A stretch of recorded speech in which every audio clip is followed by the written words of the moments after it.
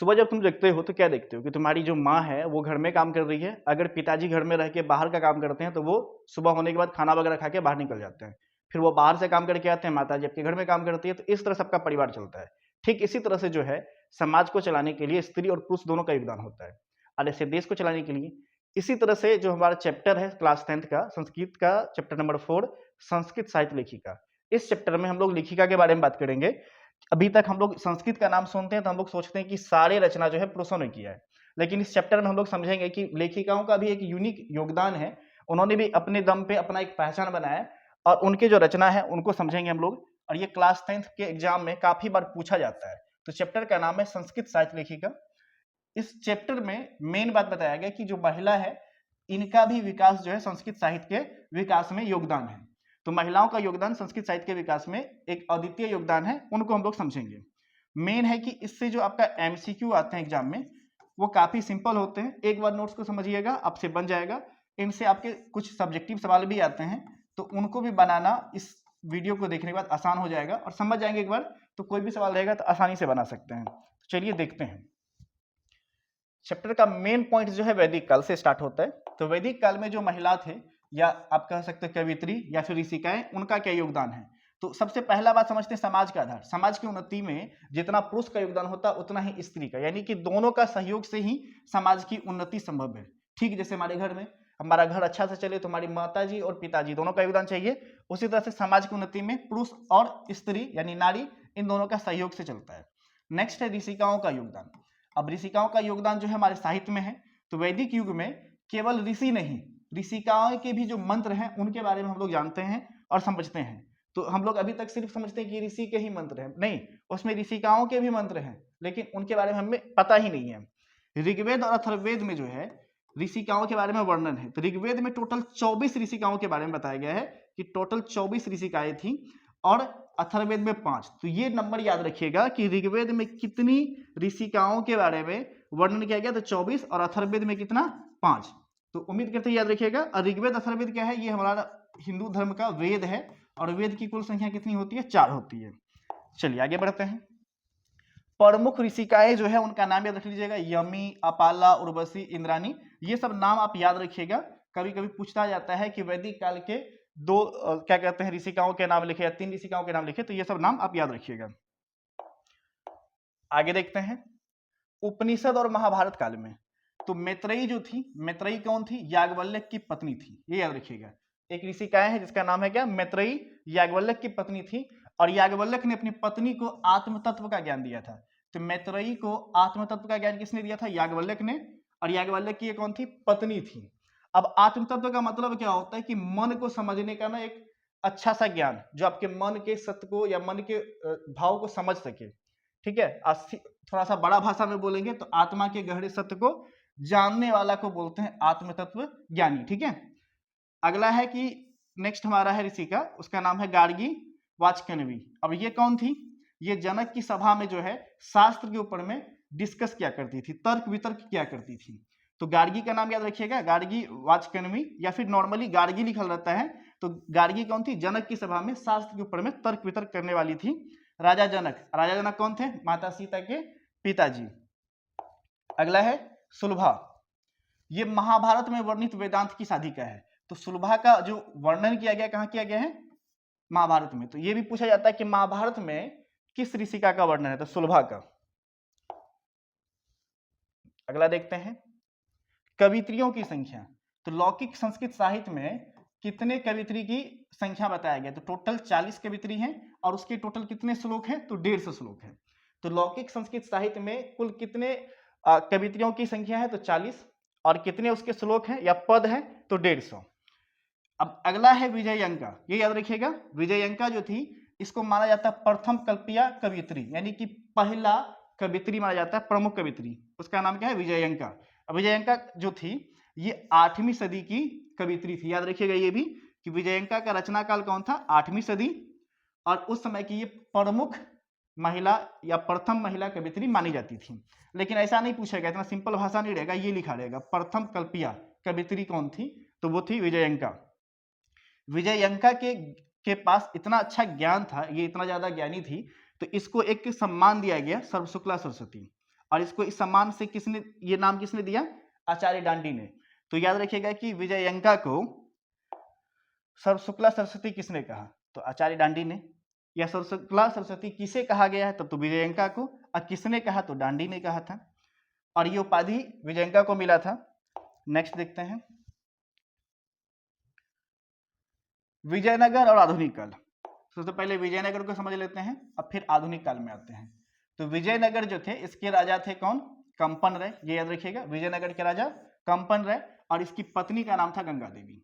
तो गंगा देवी का रचना काल है 14वीं सदी, और उस समय की ये कवित्री थी। इन्होंने लिखा था मधुरा विजयम। मधुरा विजयम अपने पति के विजय गाथा। तो पति का नाम क्या था? कंपन राय। तो गंगा देवी अपने पति कंपन राय के विजय गाथा को किसमें लिखा था? मधुरा विजयम में। और इसके पति कहाँ के राजा थे? विजयनगर के। या विजयनगर के राजा की पत्नी का नाम क्या था? तो गंगा देवी।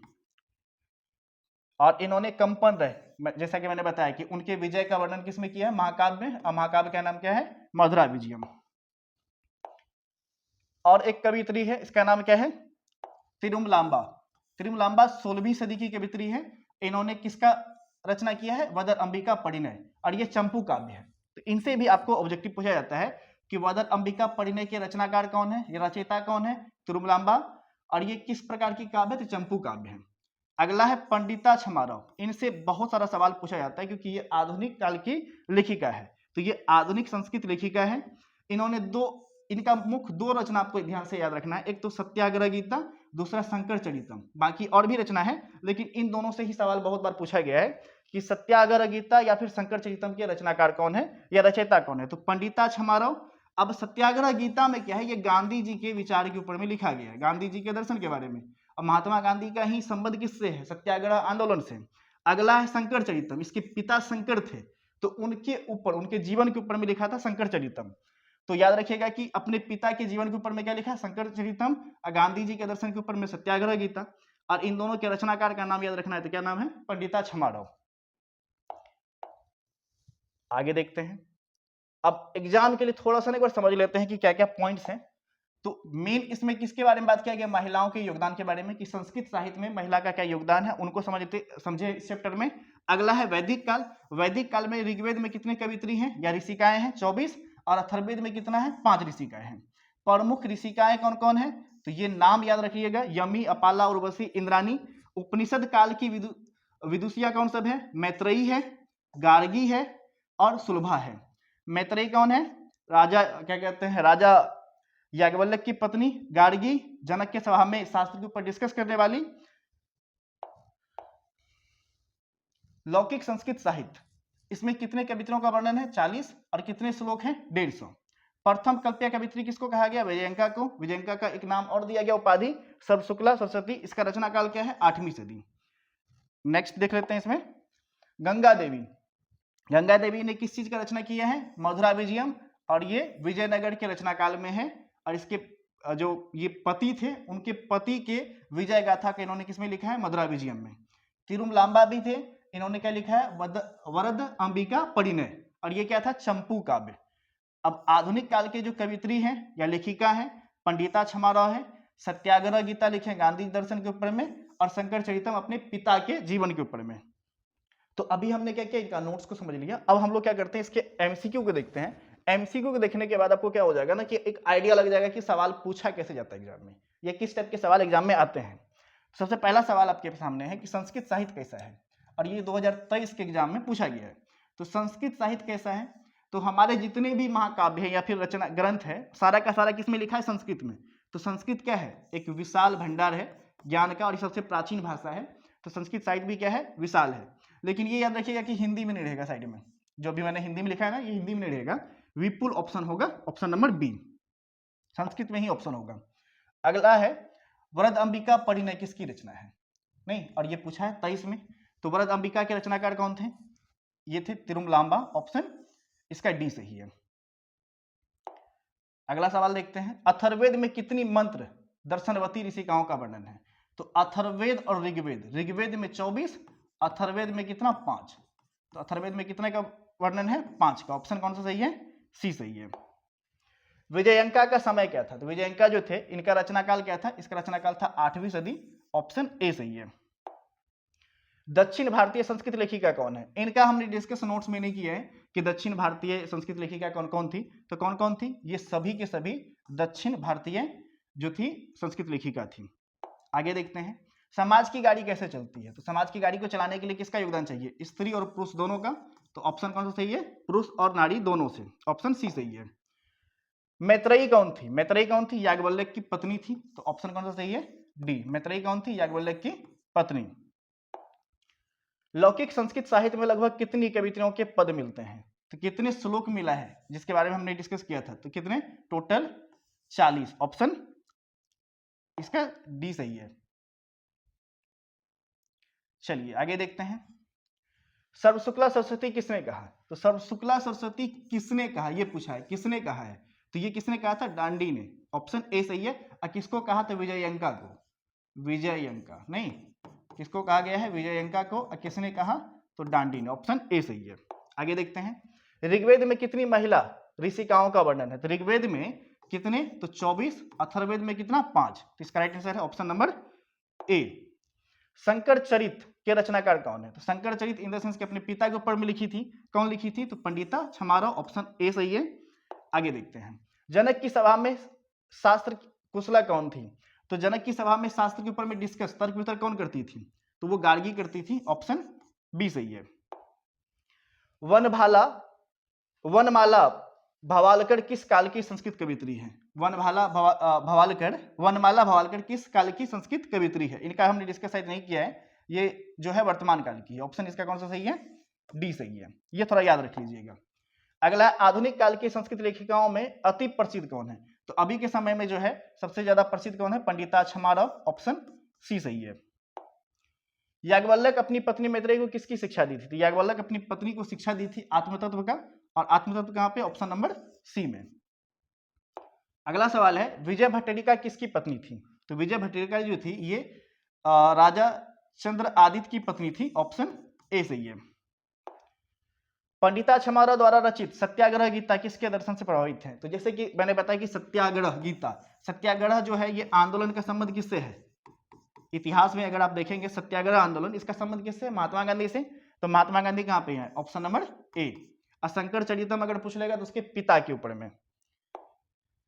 याज्ञवल्क्य ने आत्मतत्व की शिक्षा किसे दिया था? तो याज्ञवल्क्य ने जो है आत्मतत्व का शिक्षा किसको दिया था? अपनी पत्नी को। पत्नी का नाम क्या था?